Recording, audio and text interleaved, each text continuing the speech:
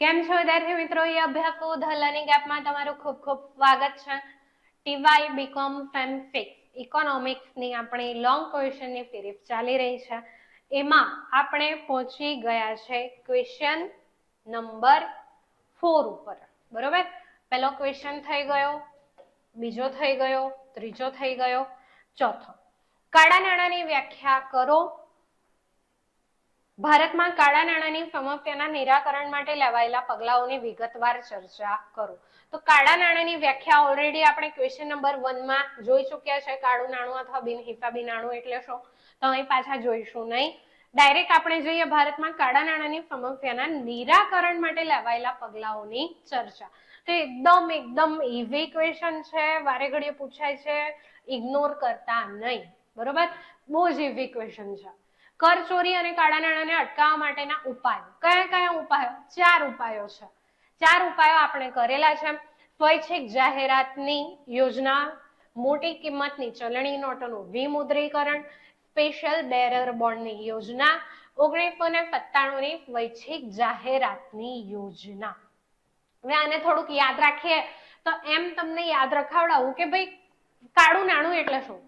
સામેવાળી વ્યક્તિએ પૈસા દબાવીને મૂકેલા છે ને એને જાહેર કરવા નથી. હવે સરકાર એટલે આપણે સમજો ને, આપણે સરકાર છે અહીંયા. બરોબર, તો શું કરશે એની પાસેથી કાળું નાણું લેવા માટે? સૌથી પહેલા તો આપણે કોઈને પણ શું કહીએ, કોઈએ વસ્તુ લીધી હોય તો શું કહીએ? છાનું માનું જાતે કહી દે, જો ના કીધું તો પછી જોઈ લે. થાય? બરોબર, તો જાહેરાત કેવી? સ્વૈચ્છિક, એ જાતે કહી દે, સ્વેચ્છાએ જાહેરાત કરી દે, સ્વેચ્છાએ આપણને કહી દે. બરોબર, તો સૌથી પહેલો રસ્તો છે કે એના મોંમાંથી કેવડાવવું. તો સ્વૈચ્છિક જાહેરાત, સ્વૈચ્છિક જાહેરાતની યોજના. અને લાભ જે છે એ પણ સ્વૈચ્છિક જાહેરાત જ છે, પણ એ સ્પેશિયલ 1997 ની કરીને અલગથી કીધું છે. તો 2 મુદ્દા તો આપણે થઈ ગયા, સ્વૈચ્છિક જાહેરાતની યોજનાઓ, 1997 ની સ્વૈચ્છિક જાહેરાતની યોજના. બીજું થઈ ગયું. બીજું શું કરીએ આપણે? જો સીધું ના કે એના મોંમાંથી, તો આપણે શું કરીશું? અહીંયા હવે સરકારે શું કીધું કે ભાઈ તું પૈસા નથી આપતો, હું એ વસ્તુ જ ઇલીગલ કરી નાખીશ. બરોબર, આપણે અમુક એવા રસ્તા શોધીએ કે એ સામેવાળી વ્યક્તિ પાસે એ વસ્તુ હોય પણ તો એ વાપરી ના શકે. સામ દામ દંડ ભેદ ગમે તે રીતે હોઈ શકે. બરોબર, તો અહીંયા સરકાર પણ કહે છે સારું નહીં કેવું ના કહીશ, અમે નોટ જ બંધ કરી દઈએ. બરોબર, તો પછી વાપરતું. તો ચલણી નાણાંનું વિમુદ્રીકરણ, તે પણ કયા ચલણી નાણાં? મોટી કિંમતના ચલણી નાણાંનું. બરોબર, ઊંચું મૂલ્ય ધરાવતા ચલણી નાણાંનું વિમુદ્રીકરણ. તો આ બીજો રસ્તો. તો પહેલા તો સામેવાળા પાસેથી જાતે બોલાવડાવો એટલે સ્વૈચ્છિક જાહેરાતની યોજનાઓ, 1997 ની સ્વૈચ્છિક જાહેરાતની યોજના. બીજું, એ સીધું નહીં કહેતા અમે એવું કરીશું કે તું એ વસ્તુ વાપરી જ ના શકે. બરોબર, ગમે તે રીતે. તો આપણે એ નોટ જ બંધ કરી દીધી. વિમુદ્રીકરણ કઈ? તો મોટી કિંમતની નોટોનું વિમુદ્રીકરણ. અને પછી છેલ્લે એ પણ વસ્તુ ના થઈ શકે. વિમુદ્રીકરણ વારે ઘડીએ થોડી થઈ શકવાનું. આપણી પાસે અમુક વાર એવો રસ્તો હોઈ શકે, આપણે કશું કરી જ ના શકીએ કે એ વસ્તુ વાપરી ના શકે. તો થોડુંક પછી લાલચ, લપ લાલચ આપવી પડે. બરોબર, ગમે તે રીતે મીઠી વાતોમાં બેકાવીને ફૂફલાવીને એની પાસેથી વસ્તુ પડાવી લેવી પડે. બરોબર, તો એ કઈ રીતે? તો એના માટે ત્રીજું પગલું અહીંયા લીધું છે, સ્પેશિયલ બેરર બોન્ડની યોજના.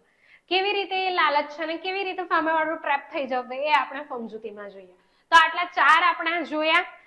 ચાલો સ્ટાર્ટ કરીએ. સ્વૈચ્છિક જાહેરાતની યોજનાઓ તો 1951, 65 અને 75 માં સરકારે કાળું નાણું બહાર લાવવા માટે સ્વૈચ્છિક જાહેરાતની યોજના આપી. એમાં સ્વેચ્છાએ છુપાયેલા આવક સંપત્તિ જાહેર કરે તેને દંડ શિક્ષામાંથી મુક્તિ આપવામાં આવતી, અને ઉપરથી જે આવક કે સંપત્તિ પર આવક વેરો હશે, સંપત્તિ વેરો હશે, એનો દર પણ ઓછો લેવામાં આવતો. બરોબર, સ્વેચ્છાએ જાહેરાત કરી દે એવું તો આપણે કીધું તો જ. પરંતુ સાથે સાથે કે ભાઈ તને દંડ અને શિક્ષામાંથી મુક્તિ પણ આપી દઈશું અને જે આવકવેરાનો દર છે તે પણ અમે ઓછો કરી આપીશું. તું જાહેરાત તો કર, તું ખાલી કે તો ખરી તારા મોંથી કે હા ભાઈ અમે કાળા નાણાં કરેલા છે. બરોબર, ચાલો ત્યારબાદ ચોથો મુદ્દો આપણે જોઈ લઈએ, એક કામ કરીએ સરખા. ચોથા મુદ્દામાં શું કીધું છે? તો 97 ની સ્વૈચ્છિક જાહેરાતની યોજનામાં શું અલગ હતું?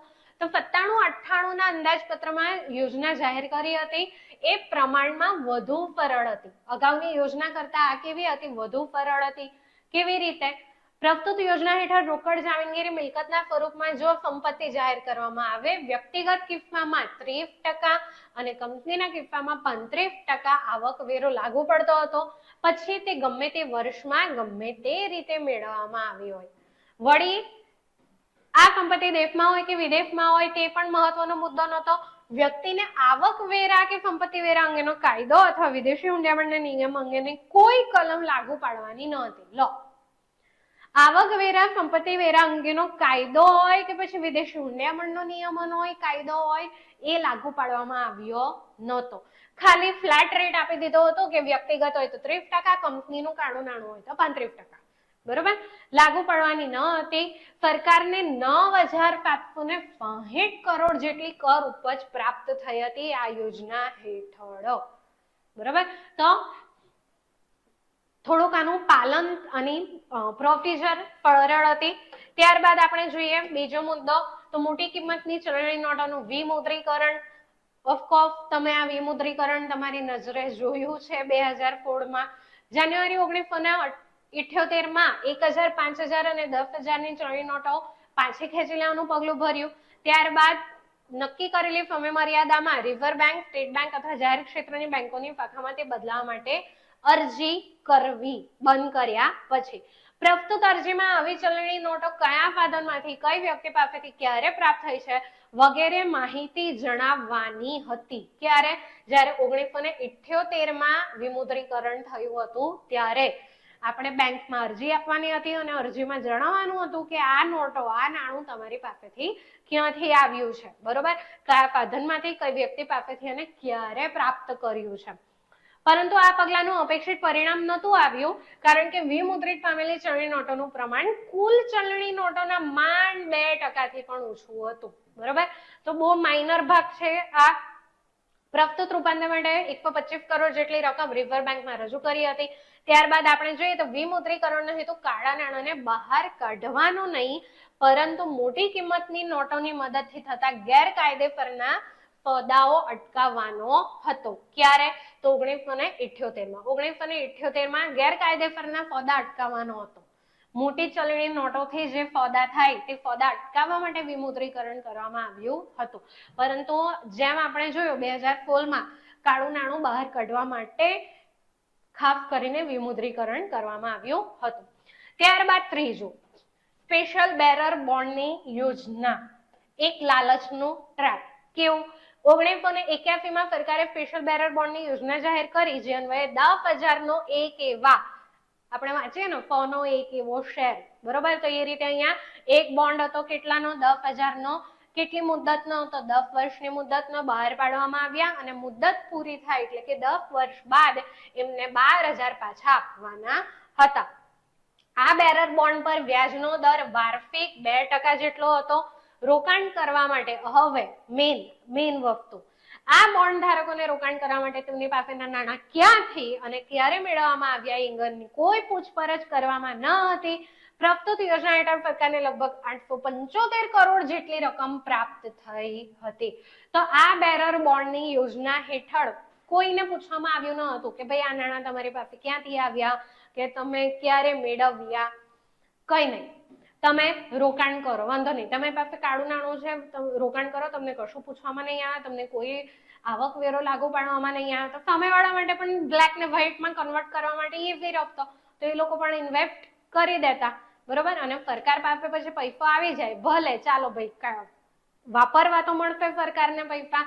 બરોબર, તો એ રીતે અહીંયા સ્પેશિયલ બેરર બોન્ડની યોજના બહાર પાડવામાં આવી હતી. બરોબર, ચાલો, તો આ થયા આપણા કાળા નાણાંને અટકાવવા માટેના ઉપાયો. ઘણા ઈઝી હતા, કરી લેજો. શોર્ટ નોટ પણ આની પૂછાઈ જાય છે ઘણીવાર. Best of luck.